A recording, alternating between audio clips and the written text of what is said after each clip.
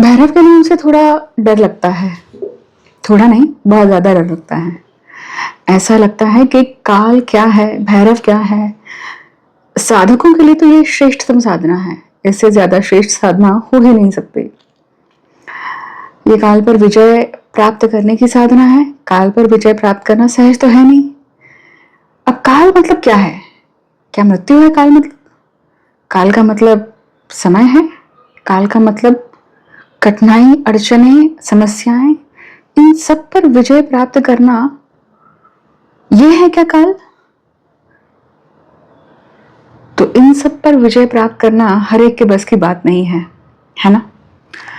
काल पर तो सूर्य भी विजय प्राप्त नहीं कर पाए, क्योंकि जब वे उगते हैं तो दिन भर परिश्रम करने के बाद में वो पश्चिम में अस्त होते ही होते हैं। तो काल पर विजय प्राप्त करना जीवन की श्रेष्ठतम स्थिति है, श्रेष्ठतम क्षण है, ऐसा शास्त्रों में बताया गया है। और इसके लिए प्रयत्न देवताओं ने भी किया है, राक्षसों ने भी किया है। मतलब दैव और दैत्य दोनों प्रयत्न कर रहे थे। जैसे राम ने भी किया तो रावण ने भी किया और विश्वामित्र ने भी किया। परंतु देवता और राक्षसों की अपेक्षा मनुष्य को सफलता अधिक मिली। ज्योतिष में 3 गण होते हैं, राक्षस, देव और मनुष्यगण। यहाँ पे उस गण का महत्व बहुत अच्छे से आता है। पहले समझते हैं कि मनुष्य को इतनी अच्छी सफलता क्यों मिली। इसलिए कि मनुष्य देवताओं और राक्षसों से भी ज्यादा श्रेष्ठतम स्थिति में होता है। इसलिए भगवान को भी आनंद लेने के लिए मनुष्य योनि में जन्म लेना पड़ता है। जन्म लेकर उन्हें पूरे जीवन को देखना पड़ता है कि जीवन का आनंद क्या है, जीवन में सुख क्या है, जीवन में दुख क्या है। राम को जन्म लेना पड़ा, ईसा मसीह को भी जन्म लेना पड़ा, बुद्ध को भी जन्म लेना पड़ा, और चाहे हम उनको अवतार कहें या जन्म कहें, मगर इन सारी प्रक्रियाओं को मनुष्य ही अनुभव कर सकता है ना। देवता तो जन्म ले ही नहीं सकते, आनंद भी नहीं ले सकते, उन्हें दुख भी नहीं होता, सुख भी नहीं होता, वे एक रस में रहते हैं। वह जीवन भी बेकार है, हम अगर मनुष्य होकर सोचे तो। हाइंडसाइट में कह रहे हैं। यदि आपके जीवन में दुख आए ही नहीं, जैसे पड़े हैं वैसे ही पड़े रहें, कोई परिवर्तन नहीं होगा, तो ये जीवन होगा क्या? तो ये जीवन नहीं होगा। एक किताब में मैंने पढ़ा था, मतलब एक राजस्थानी दोहा है, बड़ा अच्छा लगता है। माई एड़ा पूत जन दुश्मन होए 50। ऐसा बेटा पैदा करना जिसके 50 दुश्मन हो। ऐसा कायर और बुजदिल बेटा मत पैदा करना जिसका कोई दुश्मन नहीं हो। इसलिए हमारे दुश्मन हो और हम उन पर विजय प्राप्त करें, सफलता प्राप्त करें, हर प्रकार की अड़चने आए, बाधाएं आए, और हम उन पर सफलता प्राप्त करें। और इस प्रकार जीवन केवल मनुष्य ही प्राप्त कर सकता है, क्योंकि मनुष्य अतरंगी अनुभवों को अनुभव करता है। देवताओं ने भी सफलता पाने के लिए प्रयास किया, क्योंकि इंद्र अपने सिंहासन की रक्षा करने के लिए व्यूरस्थ रहे। विष्णु ने भी जब क्षीर सागर का मंथन हुआ तो लक्ष्मी को प्राप्त करने के लिए सुंदर रूप धारण करके लक्ष्मी का वर्ण किया। सभी देवताओं ने ऐसा किया है। युग तो सभी एक जैसे ही हैं। बाधाएं और अड़चने तो राम के जीवन में भी आई। इधर राज तिलक की तैयारी हो रही थी और उधर कैकेयी ने अपने बेटे के लिए राम को वनवास भेज दिया। समस्याएं तो उनके जीवन में भी आई थी, बाधाएं भी आई थी, मगर उन्होंने उन पर विजय प्राप्त की, इसलिए राम राम कहलाए। यदि वह परास्त होकर घुटने टेक कर हार मान कर बैठ जाते तो फिर जीवन के आनंद, जीवन की उच्चता, जीवन की श्रेष्ठता का एहसास ही नहीं कर पाते। जीवन का आनंद संघर्ष में है। खाली पलंग पर पड़े रहने से जीवन में आनंद नहीं आता। हमारे सामने चुनौतियां आए और हम उनका सामना करें, उनका जवाब दे, वह जीवन है। तेनसिंह 28 बार हिमालय पर चढ़ा और गिरा। एकदम पहाड़ की चोटी पर, जहां से चोटी केवल 5 मीटर आगे रह गई थी, उसको तूफान की वजह से वापस नीचे आना पड़ा। और जब वो 29वीं बार में अपने अभियान में सफल हुआ और पूरी दुनिया ने देखा कि यह तेनसिंह जिसने हिमालय पर चढ़ाई की, उसको अपना एक पांव भी कटाना पड़ा। मगर आज ही नहीं, आज से 500 साल बाद भी लोग उसको याद रखेंगे। सबसे पहले हिमालय पर पांव तैन सिंह ने रखा था। पहली बार जब वह अपने अभियान पर जा रहा था तो उसकी पत्नी ने कहा, तुम क्यों परेशान हो रहे हो? उस पर पांव रखने से क्या हो जाएगा? अगर वह पत्नी के कहने से रुक जाता तो वह आपको याद न रहता, न मुझे याद रहता। इसलिए जीवन में चुनौतियां आएंगी ही। कमजोर और पशुओं के सामने कोई समस्या नहीं आती। जंगल में गए, चराएं, लाठी मार दी तब भी ठीक है, नहीं मारी तब भी ठीक है, खूंटे से बांध दिया तब भी ठीक है, हरी घास डाल दो तब भी ठीक है, सूखा डाल दो तब भी ठीक है, उन्हें कोई परेशानी नहीं है। लेकिन हम तो पशु नहीं है ना, हम पशु रहना भी नहीं चाहते। पशु से ऊपर उठकर मनुष्य बनने की क्रिया है भैरव साधना। हर महीने कृष्ण पंचमी, काला अष्टमी, अष्टमी का जो दिन होता है वो भैरव का दिन होता है। भैरव साधना की जाती है, भैरव के लिए व्रत किया जाता है, उपवास किया जाता है। भैरव साधना का तात्पर्य है कि हम पौरुषवान बने। पौरुषवान का मतलब है हम ताकतवान बने। मन की ताकत से। पौरुषवान मतलब यहाँ पे जेंडर समझने की भूल मत कीजिएगा। पौरुषवान मतलब यहाँ पे पुरुषार्थ होता है। गांधी जी एक बहुत ही दुबले पतले 42 मतलब 42 किलो के एक व्यक्ति थे। लाठी लेकर चलते थे, एकदम हड्डियों का ढांचा, और अंग्रेजों को ललकार कर खड़े हो गए। वे हिम्मतवान थे, पौरुषवान थे, तभी तो ललकार कर खड़े हो सके। अतः ताकतवान होने का मतलब पहलवान होना नहीं है। मनोशक्ति बलवान होनी चाहिए, क्षमता होनी चाहिए। जो होगा वो देखा जाएगा। मौत से ज्यादा कोई और जगह है ही नहीं। ज्यादा से ज्यादा क्या होगा? मौत आएगी। इससे अधिक कुछ हो ही नहीं सकता। पग पग पर शत्रु हैं, बाधाएं हैं, तो तुम्हारे मित्र हैं, वे ही तुम्हारे पीठ में छुरा भोगेंगे, उसके लिए तैयार रहते हैं। और जब तुम निष्क्रिय रहते हो तो वे तुम्हारा अपयश करते हैं। यदि किसी की सहायता करते हो तो भी वो तुम्हारे लिए समस्याएं पैदा करते हैं। अफसर तुम्हें आंख दिखाते हैं और मन में एक कचोट सी पैदा होती है। ये कचोट क्या है? आपके मेरे प्रत्येक के जीवन में कभी न कभी तो ये प्रश्न आते ही होंगे। क्या यही जीवन है? क्या हम यूं ही गुलाम बनकर जिंदा रहेंगे? क्या हम इतने पौरुषवान नहीं हैं कि चुनौतियों का सामना कर सकें? क्या हमारी आंखों में इतनी तीव्रता नहीं है? कौन देगा इतनी तीव्रता हमें? कहां से आएगी यह तीव्रता? यह तीव्रता तुम्हें गुरु दे सकता है। वह दे सकता है उस मंत्र बल के माध्यम से, क्योंकि मंत्राधीनाश्च देवता, सब देवता मंत्रों के अधीन हैं। चाहे वे रुद्र हो, चाहे सूर्य हो, चाहे ब्रह्मा हो, चाहे विष्णु हो, चाहे कोई भी हो। ये एक पासवर्ड है। इस कोड को आप डालते हो तो उस कोड से एग्जैक्ट वही दरवाजा, मतलब वही देवता उपस्थित होते हैं, या आप उसके सामने उपस्थित होते हैं जहां पे उनको आपको जवाब देना ही पड़ेगा। पर जब आप उपस्थित हो जाते हैं तो क्या आपकी तैयारी है उस स्टेज को झेलने की? जब भीष्म पितामह के सामने मृत्यु आई तो उन्होंने कहा, मैं अभी नहीं मरूंगा। जब उत्तरायण में सूर्य आएगा तब मैं तुम्हारा वरण करूंगा। इसे इच्छा मृत्यु कहते हैं। उनकी मनोशक्ति इतनी मजबूत थी। कृष्ण ने कहा, मैं महाभारत का युद्ध जीतूंगा मगर कोई शस्त्र नहीं उठाऊंगा। और उन्होंने बिना शस्त्र उठाए पूरी महाभारत जीत ली। कृष्ण की मनोशक्ति इतनी मजबूत थी, तभी वे ऐसा कर सके। किंतु मनोशक्ति पर नियंत्रण नहीं होता, क्योंकि मन संशयशील होता तो क्या बात थी। क्योंकि मन जो है वो संशयशील होता ही नहीं। गुरुजी जो मंत्र दे रहे हैं वो मंत्र ठीक है या नहीं है, संशय से कुछ नहीं होगा। आता है ना विचार मन में। यदि ऐसा होता तो कृष्ण कभी युद्ध लड़ते ही नहीं। वे भी सोच लेते कि क्या जाने क्या होगा, पांडव जीतेंगे कि हारेंगे। उनको जरूरत क्या थी वहां लड़ने की? तेनसिंह को 29 बार हिमालय पर चढ़ने की जरूरत क्या थी? उन्होंने जिंदगी में यह ठान लिया था कि हम कुछ करके दिखाएंगे, हम कायर बनकर जिंदा नहीं रहेंगे। इसलिए उनके नाम तो याद हैं, उनके बेटों के नाम याद नहीं। यदि आप जन्म लेकर इस मृत्यु लोक में आए हैं तो एक दिन मृत्यु को प्राप्त हो जाएंगे।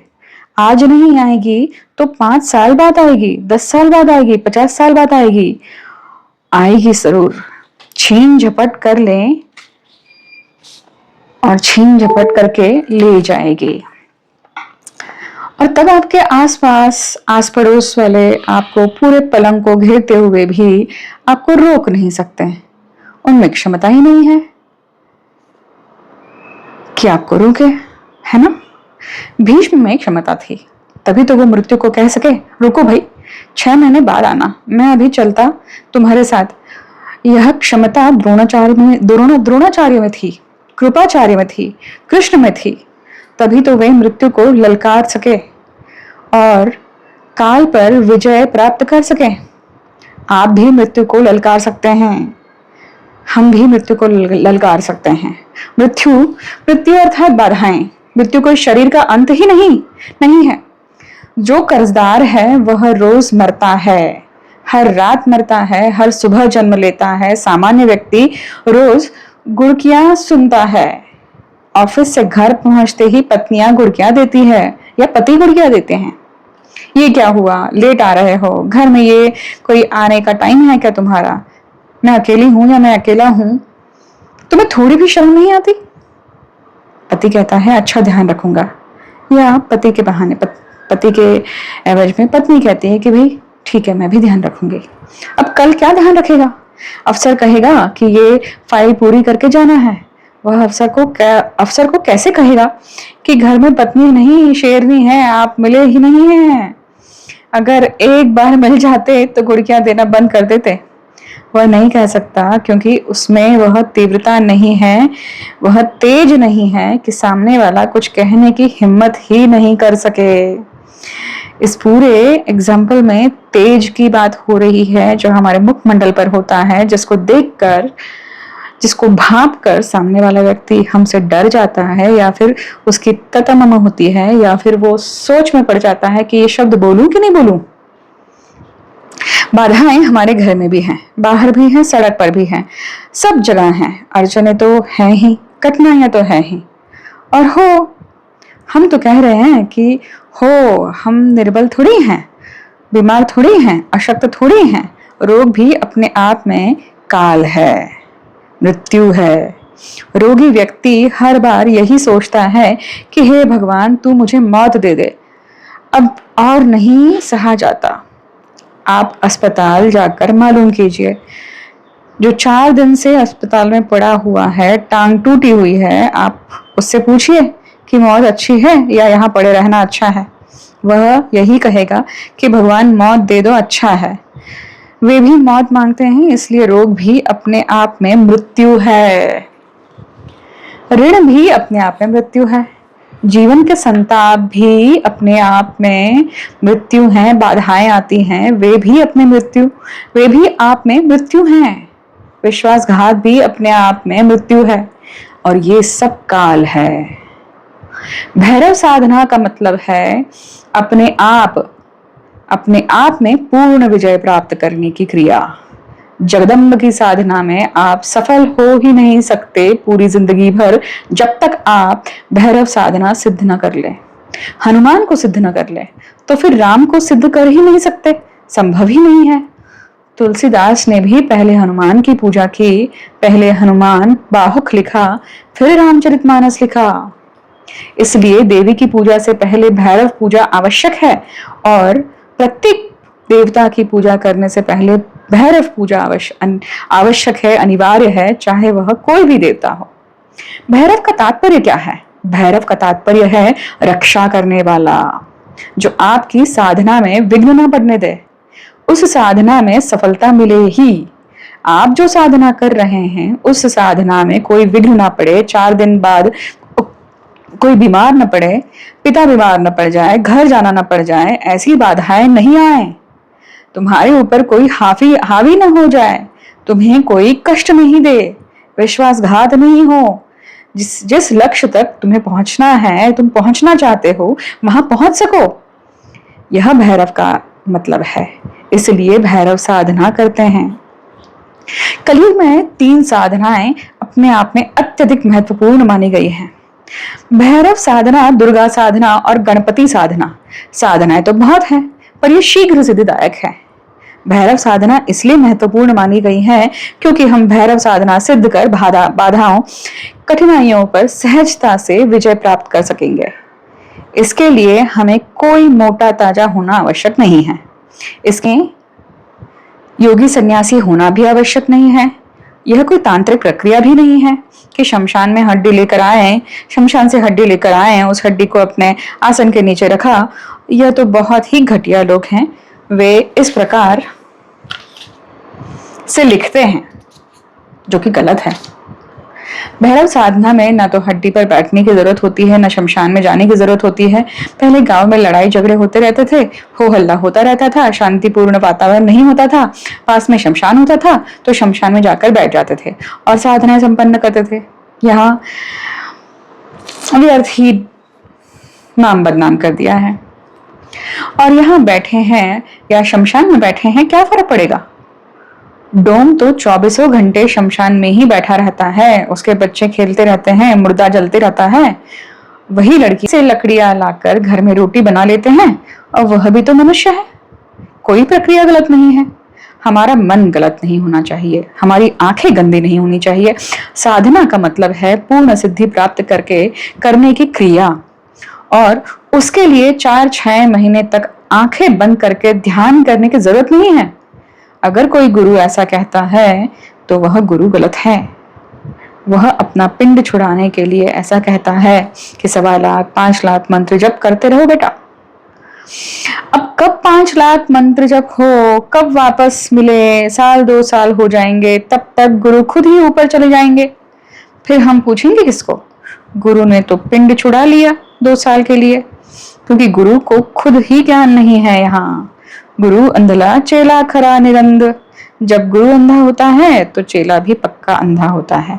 कबीरदास ने साफ कहा है ये, जाका गुरु अंधला चेला खरा निरंद, अंध अंधा ठेलिया दोनों कूप पड़ंत। जब गुरु को ज्ञान ही नहीं है तो शिष्य के ज्ञानी होने का प्रश्न ही नहीं उठता। गुरु चेले को ठेलता है, चेला गुरु को ठेलता है, दोनों को ठेलते हैं और कुएं में गिर पड़ते हैं। उनको कोई ज्ञान नहीं है, कोई चेतना नहीं है, भगवे कपड़े पहनते होते हैं।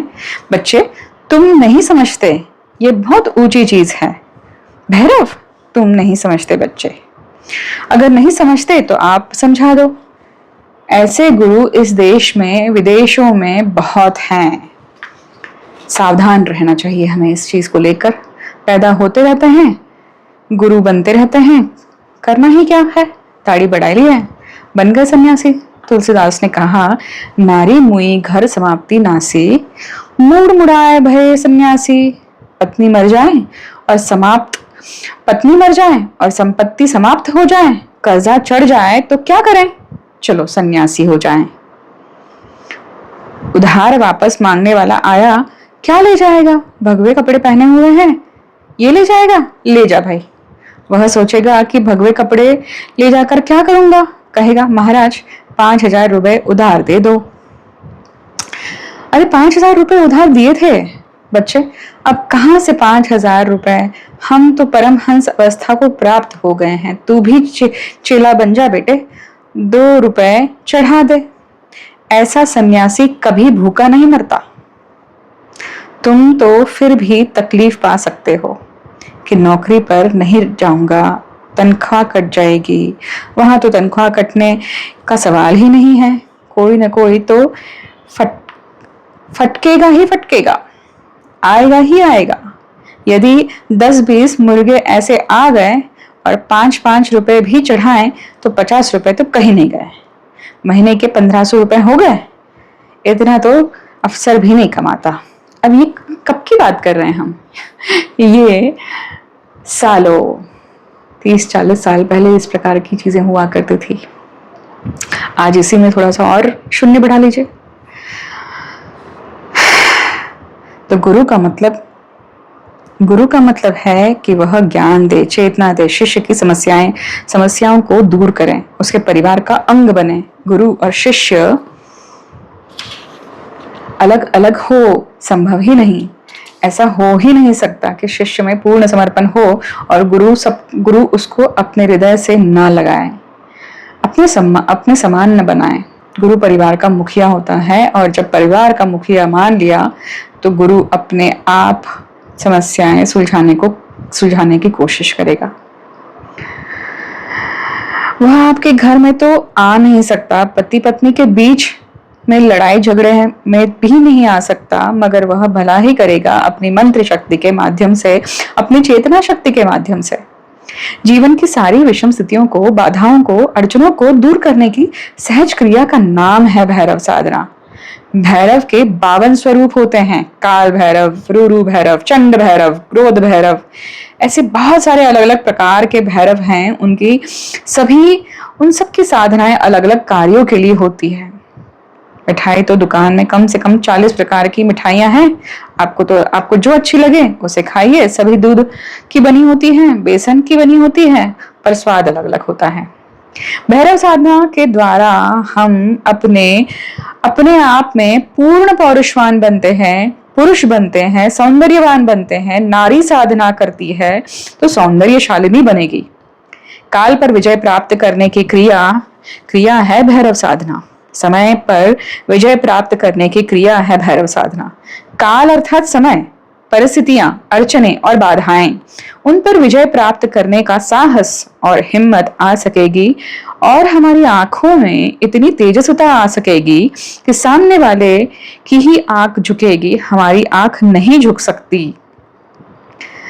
और जिसकी आंख पहल झुक गई वह अपने आप में आधा परास्त हो ही जाता है। इसलिए अंग्रेज हाथ मिलाते समय आंख से आंख मिलाकर देखते हैं और देखते ही सामने वाले की आंख झुक गई तो समझ जाते हैं कि यह तो गया, अब मैं जो कहूंगा यह मानेगा ही। मिलते समय आप आंखों में देखते ही नहीं, आप अफसर से छुट्टी मांगने जाते हैं और सिर झुकाकर छुट्टी मांगते हैं। वो मना कर देता है, जाओ कोई छुट्टी नहीं मिलेगी, और आप झुके झुके ही वापस आ जाते हो। होता है ना ऐसा? क्यों आप झुके? आप अपनी आंखों में तीव्रता भर कर अफसर से कहें मुझे छुट्टी चाहिए, मुझे जाना है, वहां वो हाँ भी भरेगा, यस ही लिखेगा, नो लिख ही नहीं सकता। वह भी सोचेगा क्या बात है, आंख में चिंगारी कहां से आई, कल तक तो यह भेड़ की तरह था, आज क्या हुआ। यह नहीं पूछेगा छुट्टी क्यों चाहिए, केवल आप आंख मिलाकर बात कीजिए। लेकिन आप ऐसा कर नहीं पाते हो, है ना? वह कहता है आज फाइल पूरी करके जाना, आज काम पूरे करके जाना। आप कहते हैं जी करके जाऊंगा या करके जाऊंगे। आप घर पहुंचते हैं तो वहां लड़ने को तैयार महाकाली। दोनों जगह भैरव ही काम आएंगे। ये है भैरव साधना की महिमा। और अगर आपको फिर भी समझ में नहीं आए तो अपने गुरु के पास आइए। दोनों जगह की समस्या हो तो पूछिए अब मैं क्या करूं गुरुजी। मैंने दोनों जगह सभी तरीके से आजमा कर देख लिया पर ये कुछ नहीं हो रहा। असफल नहीं हो सकते यदि आप में श्रद्धा है, यदि आप में पूर्ण विश्वास है, यदि आप में समर्पण है। श्रद्धा ही नहीं, विश्वास ही नहीं तो आपको सफलता मिल ही नहीं सकती। यह तो ऐसी बात हुई कि जैसे कि मैं आपको बुला लूं पर घर में आने नहीं दूं, दरवाजा बंद कर दूं, ताला लगा लूं। और यदि मैं आपको आने देती हूं तो इसलिए आने देती हूं कि मुझे आप पर भरोसा है, आप मेरे लिए नुकसानदायक नहीं हो सकते। ऐसा ही विश्वास गुरु पर होना चाहिए कि गुरुजी जो मंत्र दे रहे हैं, मतलब आपका जो गुरु है वो आपको जो मंत्र दे रहा है वह पूर्ण रूप से प्रामाणिक और सिद्धिदायक है। गुरु पर आपको कॉन्फिडेंस रखना ही पड़ेगा और फिर उसका भी कर्तव्य होता है कि वह आपको खाली हाथ नहीं लौटाए। यदि वह आपको खाली हाथ लौटा देता है तो यह उसकी न्यूनता होगी, आपकी न्यूनता नहीं। उसे चाहिए कि वह आपको मंत्र नहीं दे कि आप 3 साल तक जपते रहें, ऐसी विधि बताएं कि आप बस आपको कुछ दिन मंत्र जप करके करने की जरूरत रहे। गुरु तो खाना बना कर देता है, आपको कौर तोड़कर मुंह में डाल कर देता है। पर आपको कौर तोड़कर मुंह में तो डालना ही होगा, मतलब आपको कर्म करना ही पड़ेगा। गुरु अपने मुंह में डालकर चबाकर तो आपको मुंह में डालकर नहीं दे सकता। अगर गुरु ऐसा भी कर दे तो निगलना तो आपको ही पड़ेगा ना, इतना तो काम करना ही पड़ेगा आपको। अब इसमें किसी को 5 दिन लग सकते हैं, किसी को 20 दिन लग सकते हैं, किसी को 1 मिनट लग सकता है, किसी को महीने 2 महीने लग सकते हैं। क्यों लगते हैं, कभी सोचा है आपने? या तो आपकी श्रद्धा में न्यूनता है, या पूर्व जन्म का कोई दोष है, या इस जन्म का दोष है। यह पूर्ण सात्विक साधना है और इसको पुरुष या स्त्री, बालक या वृद्ध कोई भी कर सकता है। इसमें विचलित होने की कोई आवश्यकता ही नहीं है। भैरव शब्द 3 अक्षरों से बना है, भ-र-व। योगिनी हृदय नामक ग्रंथ में इन 3 अक्षरों से बने भैरव शब्द के बारे में बताया गया है।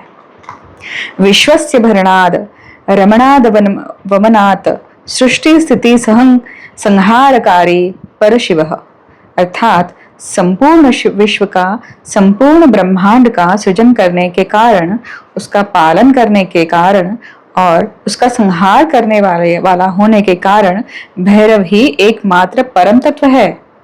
इसके अलावा भैरव शब्द के अन्य अर्थ भी प्राप्त होते हैं। विभेति क्लेशो यस्मादित भैरव, अर्थात जो समस्त प्रकार के विपत्तियों को भी भयभीत करने वाला है वही भैरव है। या ये भी कहा जाता है भैरव सर्वशक्ति भरितः, अर्थात समस्त शक्तियां सिद्धियां भैरव की अनुचर हैं।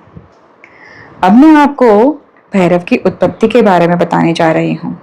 स्कंद पुराण में काशी खंड के 21वें अध्याय भैरव की उत्पत्ति के बारे में बताया गया है कि एक बार मेरु पर्वत पर बैठे ब्रह्मा आदि देवताओं से ऋषियों ने प्रश्न किया कि आप सब में श्रेष्ठ कौन है।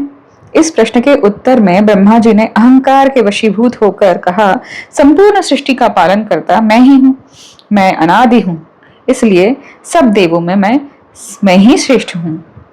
ब्रह्मा जी के इस गर्वोक्ति को सुनकर नारायण के अंशज क्रतु से रहा नहीं गया और वह बोल उठा, हे ब्राह्मण, इस सृष्टि की उत्पत्ति और पालन करता मैं ही हूँ, मैं नारायण का अंश हूँ, यज्ञ स्वरूप भी हूँ।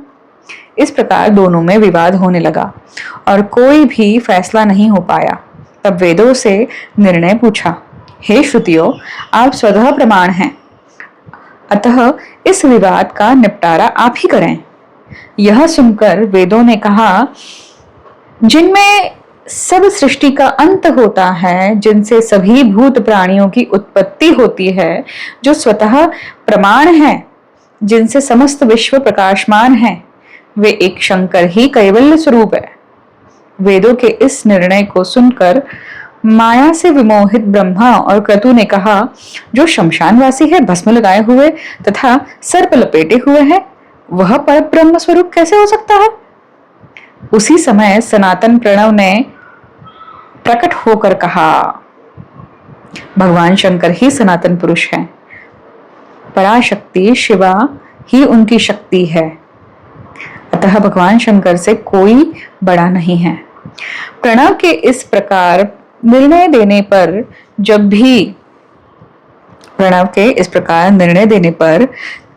पर भी जब उन दोनों का अज्ञान दूर नहीं हुआ, तब उन दोनों के मध्य एक ज्योति प्रकट हुई जो पुरुषाकार में थी। इस ज्योति पुंज को देखकर ब्रह्मा के 5वें मुख ने कहा, हम दोनों के मध्य यह कौन आया।